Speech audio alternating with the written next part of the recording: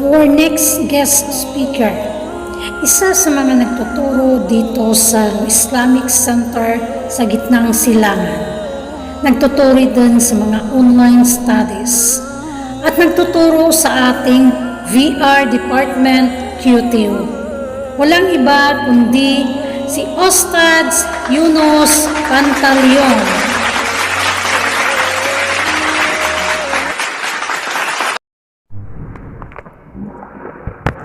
Bismillah, walhamdulillah, wassalatu wassalamu ala rasulillah, amma ba'd, assalamu alaikum wa rahmatullahi wa barakatuh.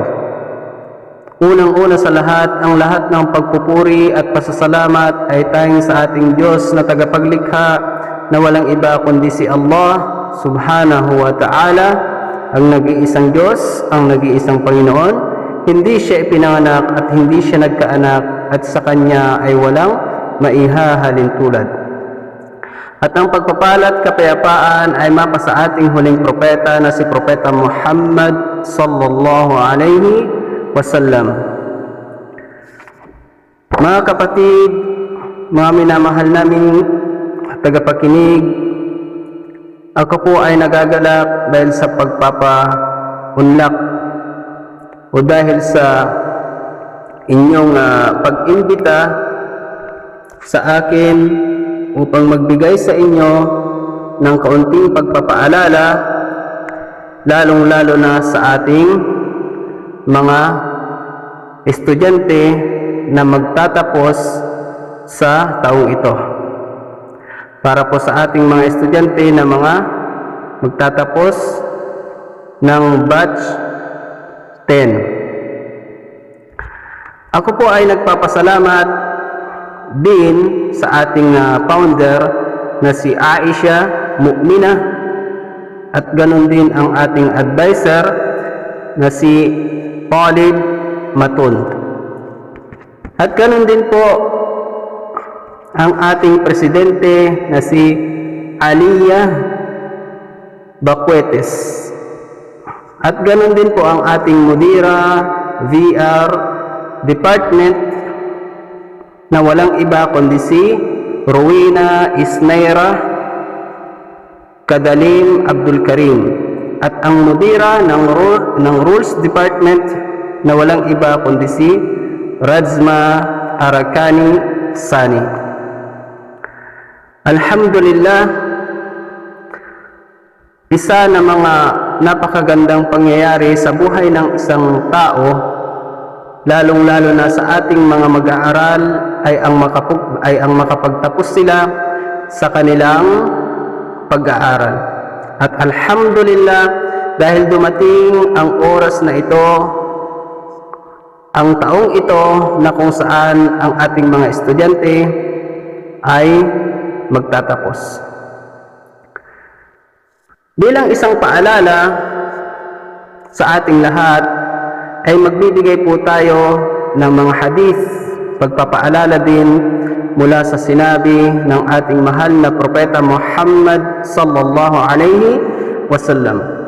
Ang unang-una dito ay ang sinabi ng Prophet Muhammad sallallahu alaihi wasallam an Abi Hurairah radhiyallahu anhu أن رسول الله صلى الله عليه وسلم قال إذا مات ابن آدم انقطع عمله إلا من ثلاث.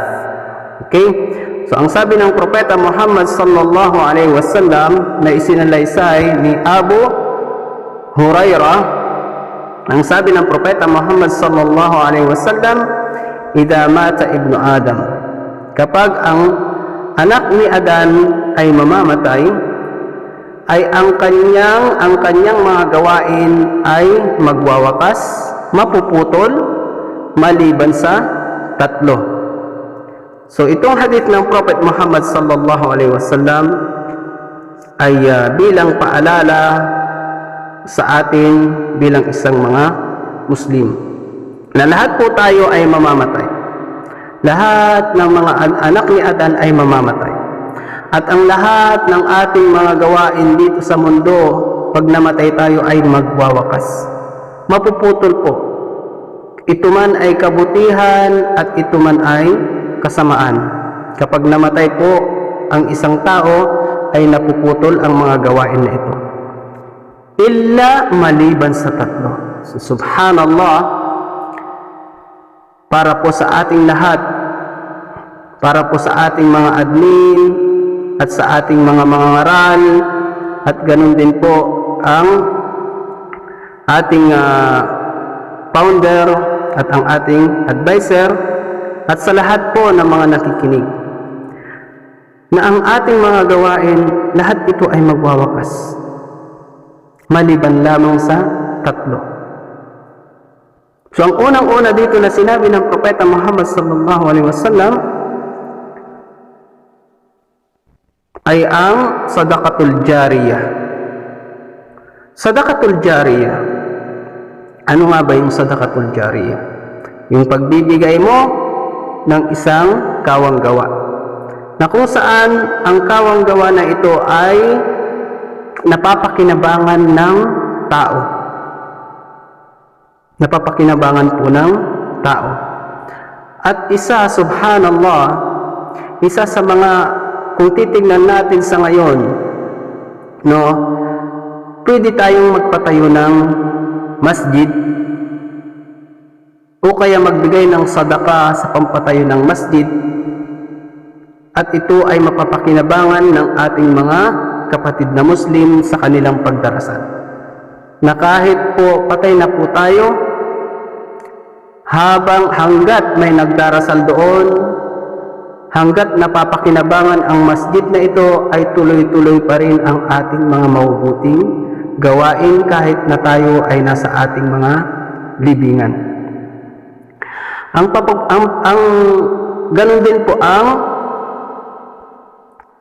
sinasabi nating balon o di kaya ay grepo, na kung saan pwedeng gamitin ito ng mga tao upang makainom sila doon, at hindi lang yun, pati mga hayop.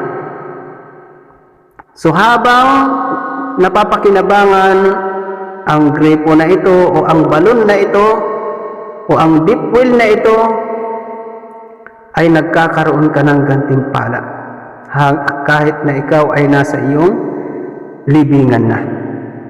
So subhanallah. At ganoon din po ang sabihin natin pagpapatayo ng madrasa o ang paaralan, na kung saan hanggat may nag-aaral doon patungkol sa pananampalatayang Islam, ay nagkakaroon po tayo ng gantimpala doon kahit na tayo ay patay na. Yung sadaka na ibinigay natin doon, o di kaya mismong ikaw ang nagpatayo noon, kahit patay na po tayo, ay nagkakaroon pa rin po tayo ng mga kabutihan na siyang maidadagdag sa ating mga mabubuting gawain, na siyang ating mapapakinabangan sa araw ng paghukom. At ito po ang pinaka mas maganda po sa atin sa ngayon, na subhanallah,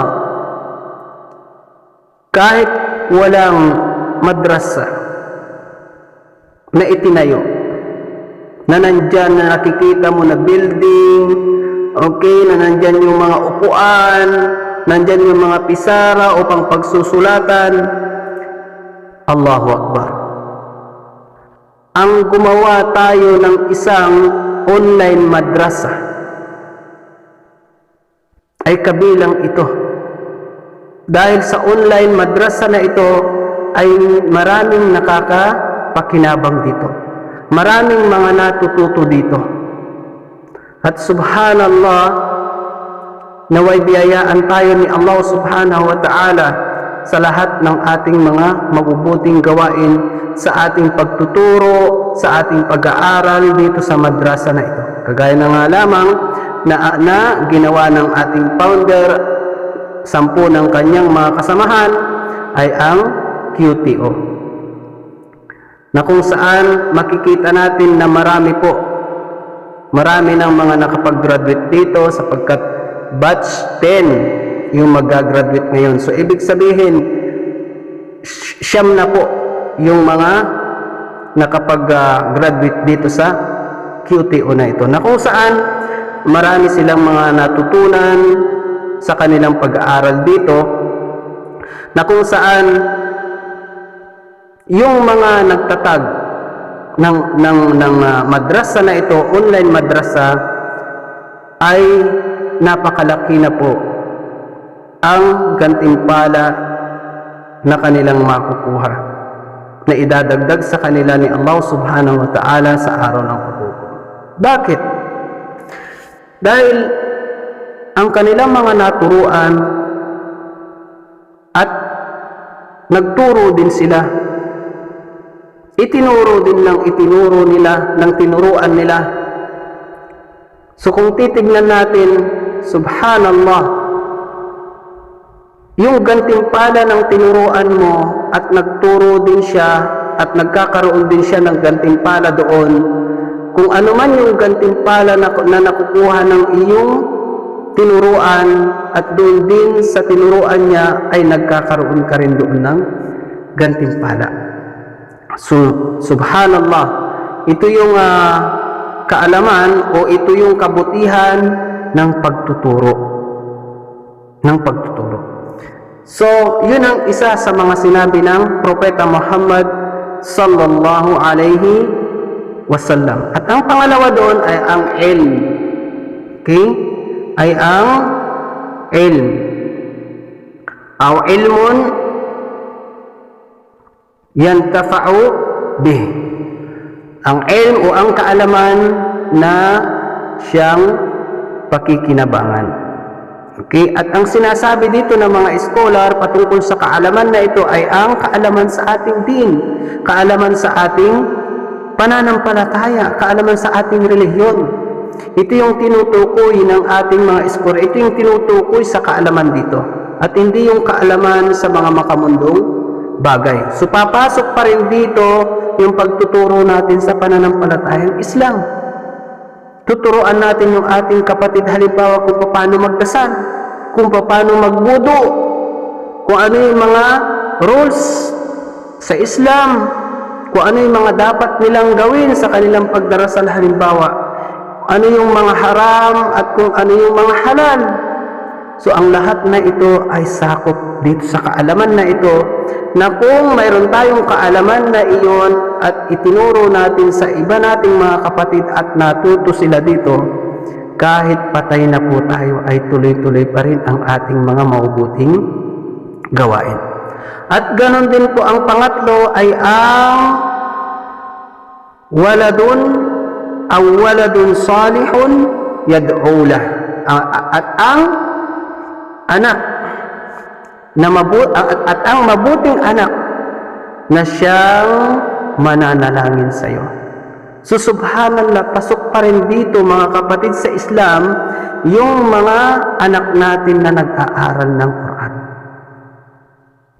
Sapagkat dito mag-uumpisa yung isang mabuting anak sa kanyang pag-aaral ng Quran.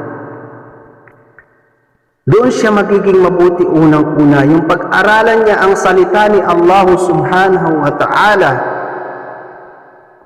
At ang iba pang mga paraan dito, mga katuruan dito sa Islam, ay kasunod na po doon sa kanyang pag-aaralan.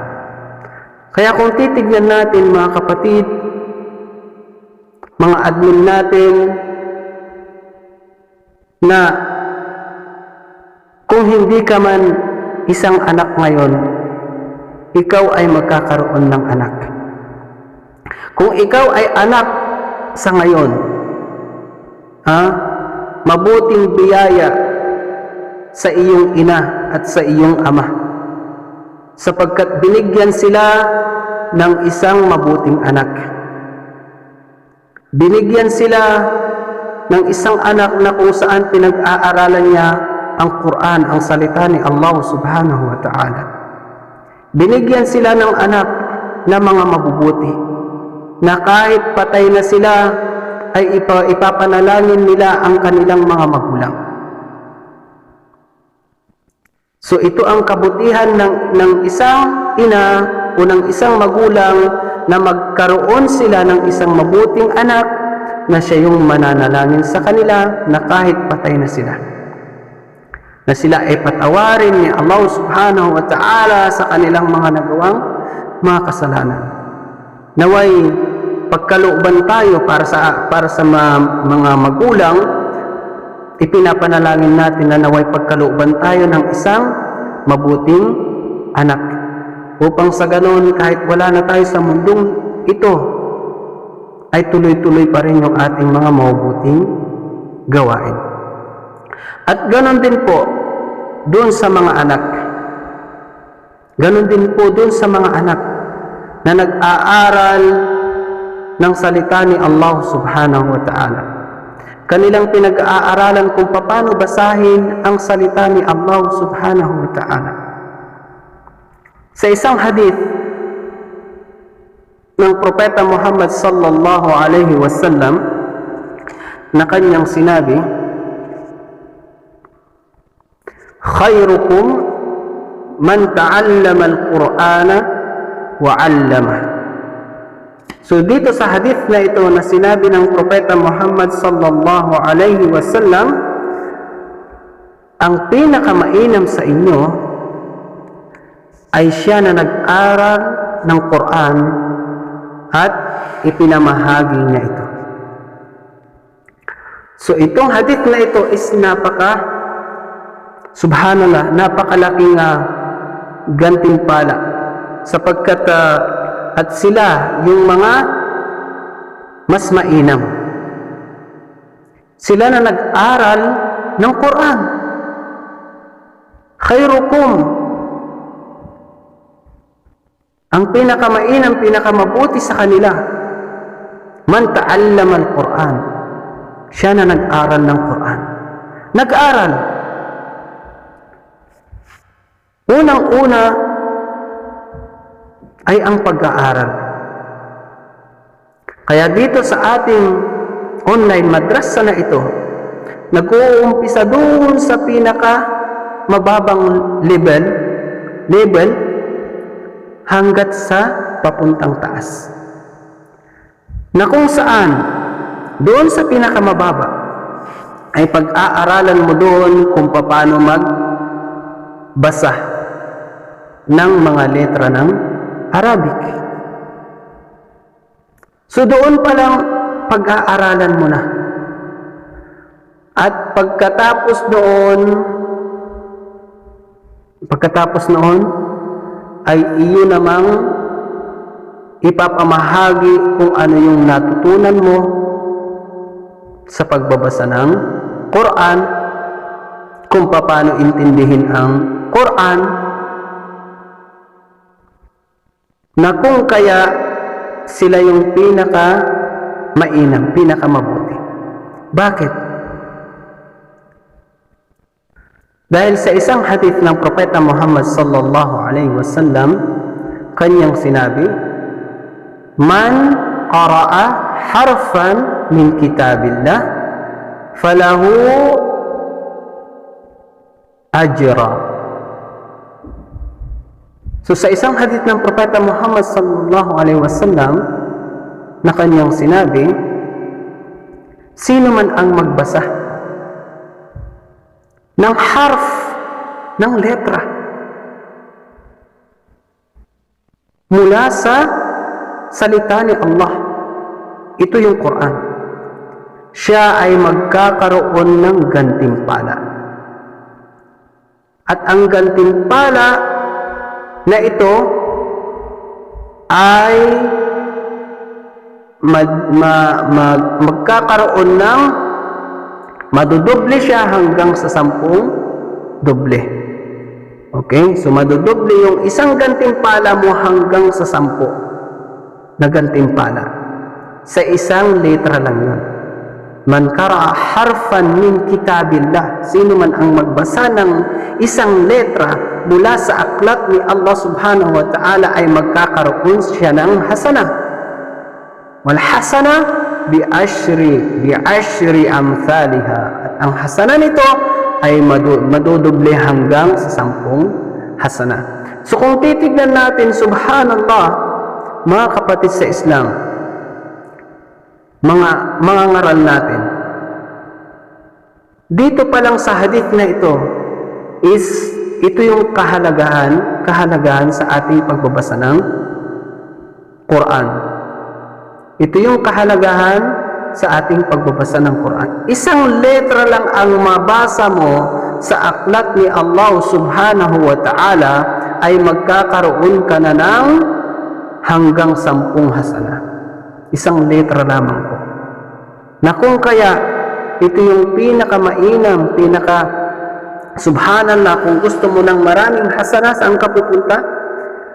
Dito sa Quran, dito sa salita ni Allah subhanahu wa ta'ala. Magbasa ka, basahin mo ito upang magkaroon ka ng malaking gantimpala. At alhamdulillah mga kapatid sa pananampalatahang Islam, sa ating mga estudyante at sa ating mga admin, kung titignan natin dito, napakalaki ng ating makukuhang gantimpala. Gantimpala ng isang nagtuturo sapagkat pinag-aaralan niya kung paano magbasa ng Quran. Pinag-aaralan niya kung paano magbasa ng mga letra sa mga salita ni Allah subhanahu wa ta'ala. Okay? At ganon din po doon sa mga admin natin na nagtuturo, na itinuturo nila yung bawat harf, yung bawat letra, ay subhanallah, mas malaki yung kanilang makukuhang gantimpala dahil isang letra lamang po ang maituro mo sa iyong estudyante hanggat nagbabasa siya doon sa Quran. Dahil sa pagtuturo mo sa kanya ay mas malaki yung nakukuha mong gantimpala. Kaya ito ay paalala sa atin lahat mga admin. Huwag kayong mawalan ng pag-asa, maging masipag lang po tayo. Sapagkat ito yung ating makukuha na gantimpala sa ating pagtuturo sa ating mga estudyante.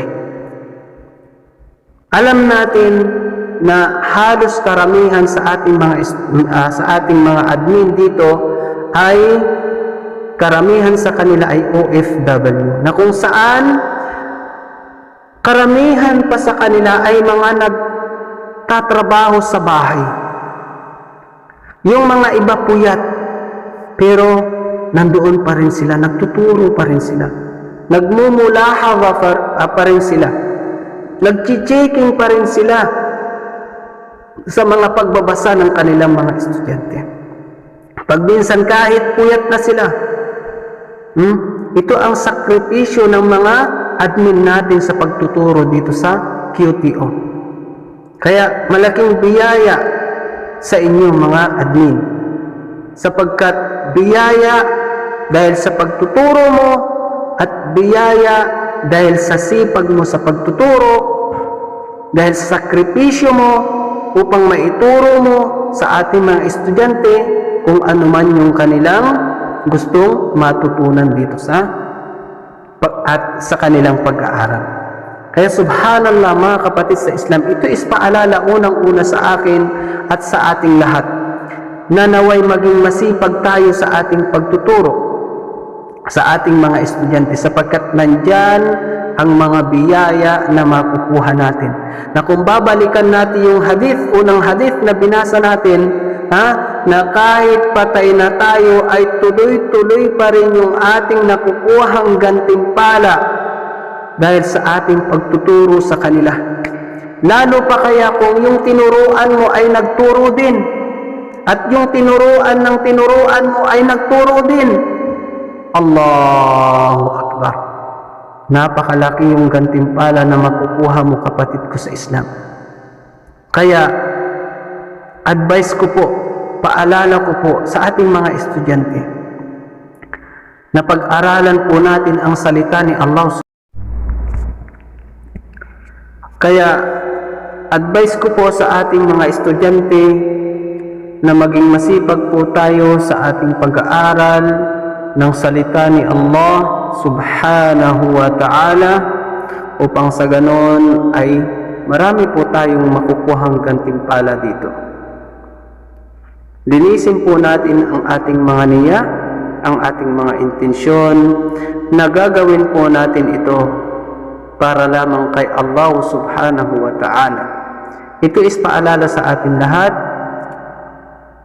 na tayo po ay gagawin natin po ito maliban lamang sa ikalulugod ni Allah subhanahu wa ta'ala at hindi sa ikalulugod ng tao.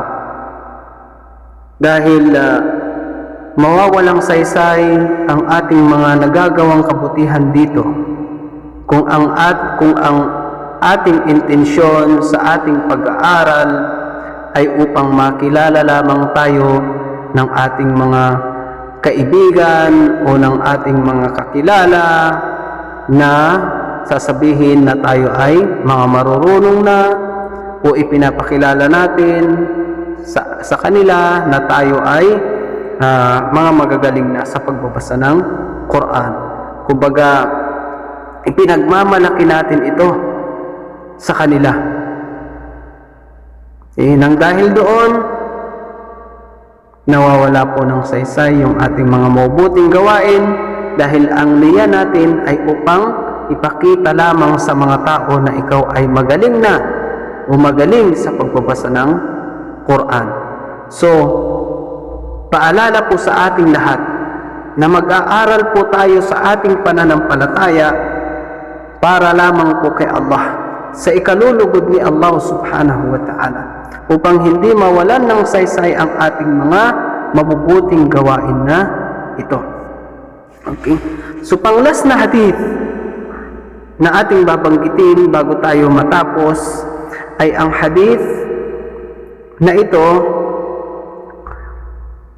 na sinabi ng Propeta Muhammad sallallahu alaihi wasallam, al-mahiru bil Quran ma'as safaratil kiramil bararah. So yan ang unang-unang sinabi ng Propeta Muhammad sallallahu alaihi wasallam, ang dalubhasa, umahusay sa pagbabasa ng Quran ay kagaya niya ang mga anghel. Kagaya niya ang mga anghel sa pagbabasa. So yun ang sabi ng Propeta Muhammad sallallahu alaihi wasallam. Okay, na ang dalubhasa sa sinasabi na ito ay dalubhasa siya sa pagbabasa at ganon din po sa pagmemorya, ay sila po yung mga tunay na dalubhasa sa pagbabasa ng Quran. Okay? So yun ang sabi ayon sa pagpapaliwanag ng ating mga scholar, na kapag siya ay magbabasa ng Quran, qawlan wa amalan. Okay? Sasabihin niya ito, binabasa niya ito, at isinasabuhay naman niya ito sa kanyang sarili. Okay? So yun ang pagpapatotoo. Okay? Dahil bakit? Maraming mga tao na dalubhasa sila, okay, maganda silang magbasa ng Quran, Masya Allah. Talagang pati boses nila, Allahu Akbar. Pero kung titignan mo yung pag-a-apply sa kanilang mga sarili, ay wala po doon sa kanila. Okay?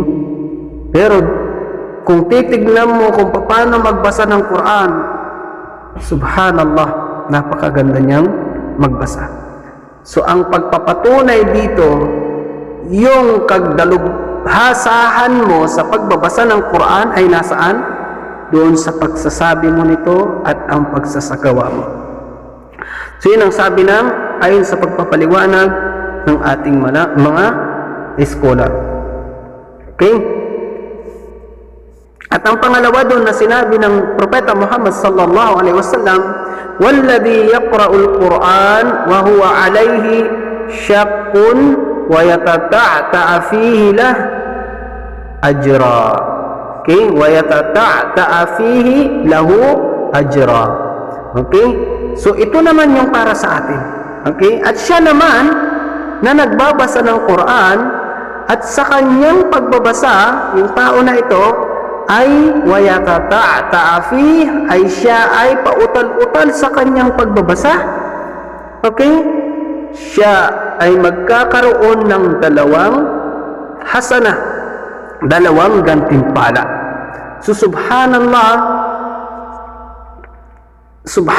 mga kapatid sa pananampalatayang Islam, subhanallah, na dahil dito sa pautal-utal ka na magbasa ng Quran ay magkakaroon ka ng dubling gantimpala.